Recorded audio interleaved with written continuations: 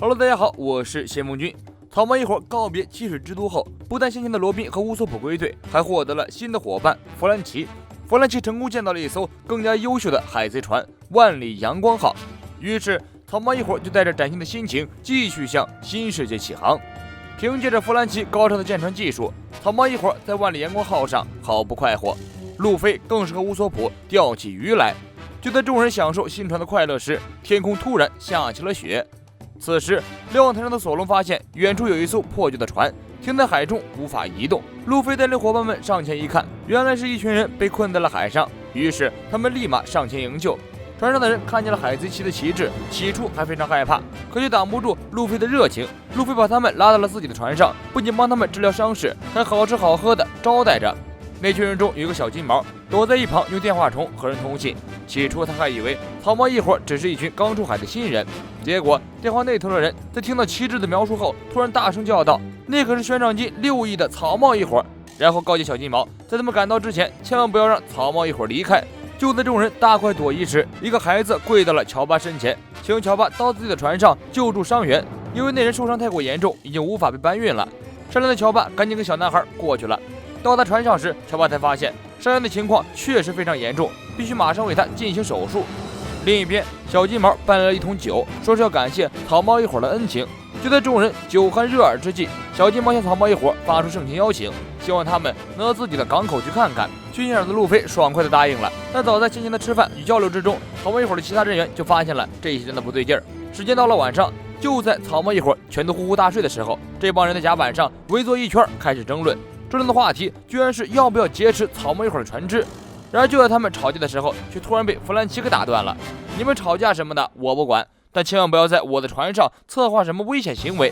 与此同时，刚才还在酣睡的山治和罗宾此刻全都出现了。他们嘲讽道：“你们偷偷下的麻醉药味道太浓了，根本睡不着。”此时的甲板上醒来的草帽一伙正在听小金毛的狡辩：“我们真的只是渔民而已。”但是草帽一伙根本不信，谁家的普通渔民会给救助自己的海贼下麻药啊？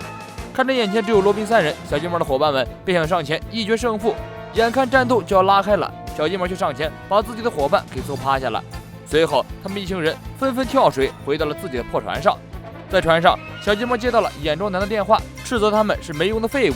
就算被辱骂，小金毛也只能忍气吞声。最后，眼中男打算亲自用海鸥陷阱对付草帽一伙。这时，路飞等人发现乔巴不在了，他们便以为是小金毛接走了乔巴。路飞刚想通过果实能力救人，就发现有一艘海军军舰突然围了过来。看到海军，乌索普吓得魂儿都没有了。可更可怕的事情还在后面，周围的海军军舰越来越多，足足把草帽一伙围了一圈。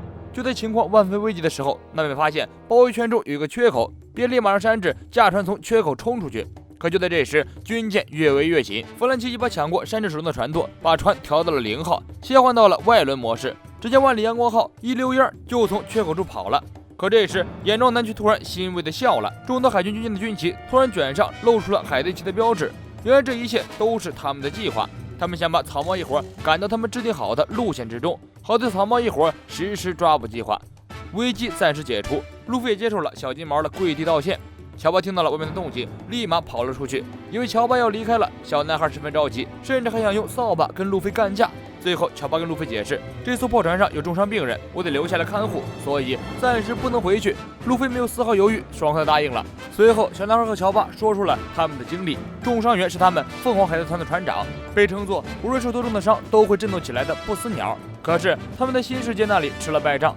乔巴立马打听他们将要去的新世界的状况。男孩说，那里的恐怖程度根本难以想象。小金毛的其他伙伴仍然热衷于密谋。他们的海贼团在新世界被击败之后，被海贼猎人的团队控制了。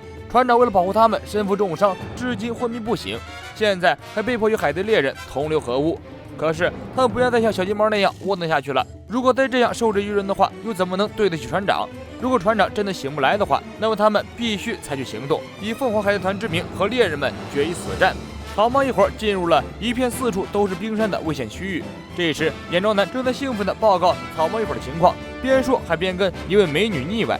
听到草帽一伙进入圈套，阿奇诺家族的骑士猎人们非常兴奋，一起举杯庆祝，也要把草帽一伙的人头拿过来，当做给他们爸爸的生日礼物。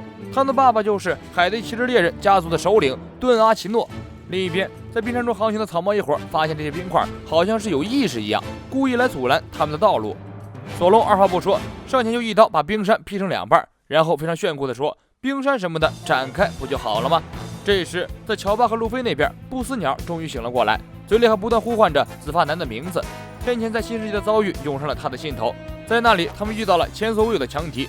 就在不死鸟想要前去战斗的时候，凤凰海贼团的副船长紫发男抢先一步站了出来。船长怎么能离开自己的海贼船呢？随后他又说道：“我相信你是可以成为海贼王的男人。”说完，紫发男就冲了过去，不死鸟便不断挥舞铁链，打断炮火为他掩护。最后，副船长紫发男以生命为代价破坏了对方的船舵，这才使得凤凰海贼团得以逃跑。小男孩告诉了船长之后的事情，他们被阿奇诺家族的猎人趁机夺走了旗帜。就当众人准备殊死一搏的时候，小金毛却以不要辜负紫发男的牺牲为由，带着他们被迫臣服了阿奇诺家族。凤凰海贼团的船员听说船长醒来，十分欢呼雀跃，他们一脸干劲儿的与船长商量重振旗鼓的事情，并且与路飞他们约定在新世界竞争。可就在这时，他们尊敬的船长不死鸟说出了令他们吃惊的话：“你们不要再责怪小金毛了，他做的并没有错。现在的我们根本不配去新世界，我们也不要夺回旗帜了，就作为骑士猎人的同伴生活下去吧。”尽管自己的船员们都非常吃惊和失望，但是不死鸟别无办法，连自己的同伴都保护不好的他，觉得自己不死鸟的称号只是一个笑话罢了。但是路飞却没有因为他的失意而被触动，反而在告别的时候露出了前往新世界更加坚定的神色。但就在路飞与乔巴想要离开的时候，冰山突然袭来，与阳光号相连的绳子断了，这使得他们与阳光号暂时失散了。此时海域中的水路已经全被冰山封住，南北等人正在考虑逃离的办法。然而另一边，路飞的关注点却不在这里，他居然想把眼前的冰山做成刨冰吃掉，随后立马修了一波操作，惊呆了凤凰海贼团的众人。就在这时，阿奇诺家族的人正在观察他们的踪迹，并且发现了悬赏金1亿的不死鸟并没有死去。另一边，阳光号被巨大的冰山撞击，阿奇诺家族的子女们划着滑冰来到了草帽一伙面前，并说道：“你们被困在这里是逃不掉的。”眼妆男更是和紫发女秀起了恩爱，毫不廉耻的在众人面前亲吻，气得山治上前就要和他比划比划。然而弗兰奇早就做好了准备，毕竟在这里看着2个人亲吻太过于恶心，以及风来炮使阳光号变成了飞船，草帽一伙顺利逃脱了，这可惊呆了阿奇诺家族的人。这时首领阿奇诺顿下达指令，先把他们的旗帜给夺下。刚才还在秀恩爱的紫发女听到父亲的指令之后，立马开始要求自己的妹妹采取行动。虽然对这种秀恩爱行为非常不爽，可妹妹还是派出了一只白鸟偷走了草帽一伙的海贼旗。就在乌托邦感叹滨海之外是那样美好的时候，大家猝不及防地发现船上丢了2样重要的东西，一样是海贼团的旗帜，另一样就是刚刚耍完帅仍旧站在冰山上的索隆。众人这才明白这是阿奇诺家族搞的鬼，他们立马打算返回冰山区寻找代表海贼团生命的旗帜，当然也是为了不被白痴船长路飞数落。望着不断移动的冰山，弗兰奇和纳美决定驾驶潜艇探查一番。潜到冰山底部后，纳美发现了冰山移动的真相，原来是有一群企鹅推着冰山前进。正当他们惊讶的时候，一大群企鹅飞冲过来。这时水面上的阳光号突然被冰山撞击，除了罗宾凭借果实能力留在船上外，其他伙伴们都被这巨大的冲击给撞飞了。乌索普和山治掉到冰山下面，刚想喘一口气，刚才那群企鹅就如同疯了一样向2人冲来。2人好不容易逃脱了企鹅的追捕，却又祸不单行地发现了眼妆男和紫发女。看着在自己面前无耻对亲的2人，山治瞬间火冒三丈。罗宾刚刚在船上站稳，就发现旁边坐了一个可爱的小女孩。小女孩发出诚恳的邀请，想让罗宾跟她一起玩，这一看就是个熊孩子呀。另一边，娜美和弗兰奇的情况也不好过，好不容易驾驶潜艇逃脱了疯狂的企鹅，刚刚浮上海面就遭遇到了冰块的袭击。弗兰奇向冰山上一看，原来偷袭的是阿奇诺家族的3子帽子男，他扬言要拿下草帽一伙。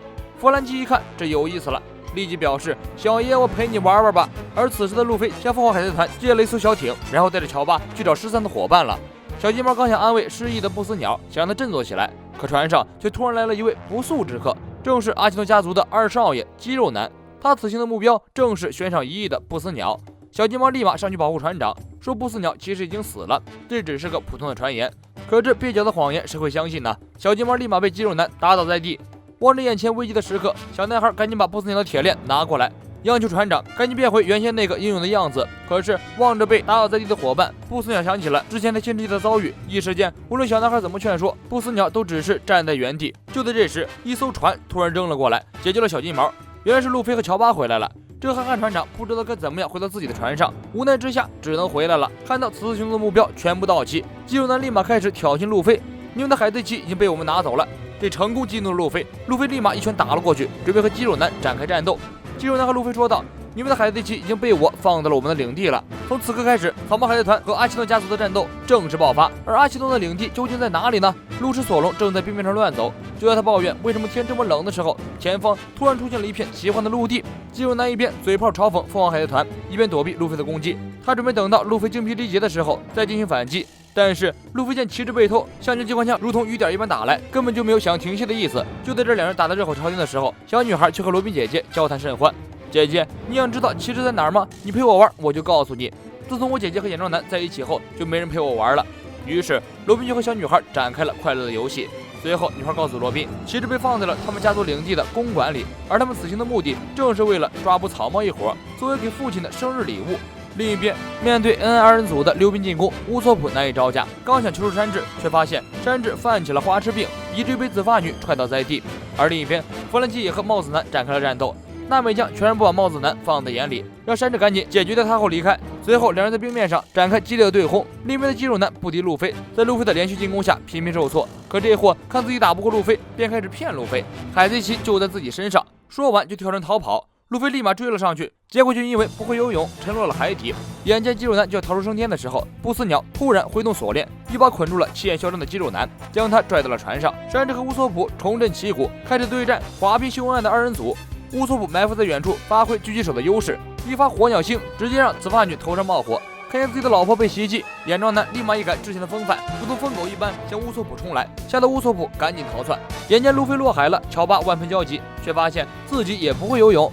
一旁的不死鸟看着路飞奋不顾身要夺回海贼旗的举动，瞬间各种回忆涌上心头。在他们凤凰海贼团的海贼旗下面，他结识了自己珍贵的伙伴，在大海上酣畅淋漓的战斗，打出了不死鸟的名号。想起海贼旗的意义，不死鸟立马挥动锁链，将沉入海底的路飞救了上来。弗兰基以压倒性的优势，一记风来炮带走了帽子男。正当他回到潜艇，准备和娜美返回阳光号的时候，却发现潜艇怎么也动不了了。原来是帽子男不讲武德，虽然被弗兰奇用炮给轰倒，但却趁他们进入潜艇的时候，使潜艇外部冻结，把弗兰奇和娜美困在了里面。随后就给自己的妹妹打电话。